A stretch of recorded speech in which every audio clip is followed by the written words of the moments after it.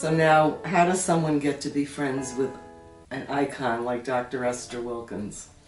Well, first of all, she would be furious that I'm not just calling her Esther. I met Esther so many years ago, I don't even remember where we were. And then I didn't see her for many years, but I bought her books. I wrote to her. We didn't have computers in those days. I would call her if I wanted some advice on something. And then I had the privilege of speaking at Forsyth in Boston, Forsyth School for Dental Hygienists, where I graduated. And who was in the audience but Esther Wilkins. And she came up to me and we hugged and we reunited, we went out to eat. She walked faster than me, she talked faster than me, she laughed with this contagious laugh, and we were all her children, I learned. Her children were the dental hygienists from years and years ago till even today. We kept our friendship going, and then fortunately I was at a meeting for the Florida Dental Hygiene Association, which I support, and who was one of the guest speakers but Esther. And she asked me to help her out and go around with the microphone. She called it being her Oprah. And I said, absolutely. And that night I was at the bar with Janice Siegel, and who comes over but Esther. And we both said, Dr. Wilkins. She said, could I join you? We said, we would love for you to join us. She said, on one condition. I am Esther. We said, fine. And we had a wonderful drink together and visit, and we saw each other throughout the weekend. And I asked her when I'm going to see her again. Well, she was speaking again at the Florida Dental Hygiene Annual Symposium. And when I got there, I get a phone call from her, and it didn't sound like her, it sounded like a frog. And she was sick, and she wanted us to please entertain her dear friend, Dr. Anna Pattison. And it was a pleasure because I had never met Dr. Pattison, and through Esther did meet her and enjoyed her so much. And Esther could not be at the meeting. It was the first meeting she had canceled on. She was that sick.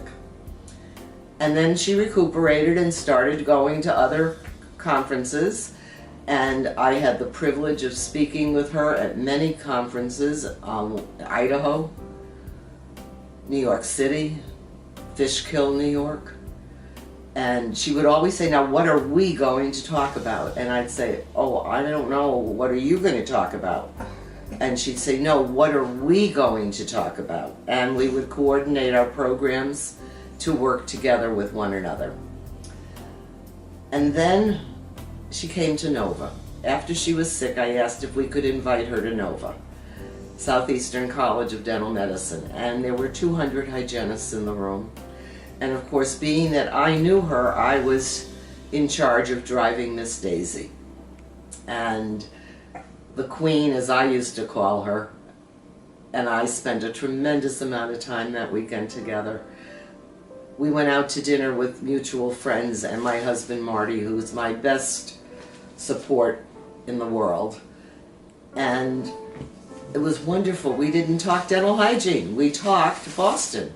There I was, a kid from Connecticut, out with 4 Bostonians. Well, you haven't got a chance there.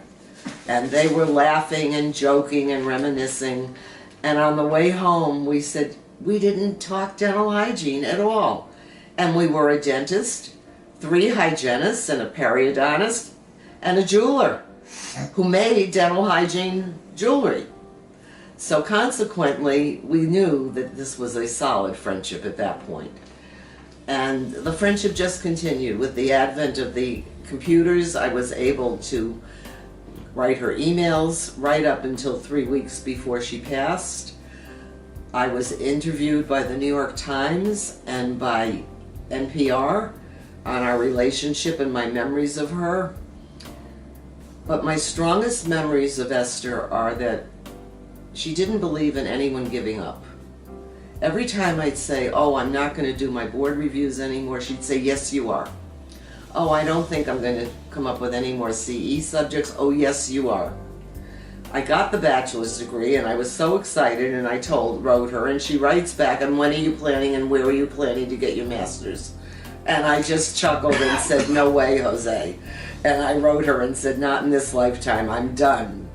But I'm not done learning. And she believed in learning. She believed in advancing the profession. She did not believe we were teeth cleaners. She said, we don't clean windows. She said, we are periodontal therapists. And the way the profession is going, I hope we will see that day come for every state.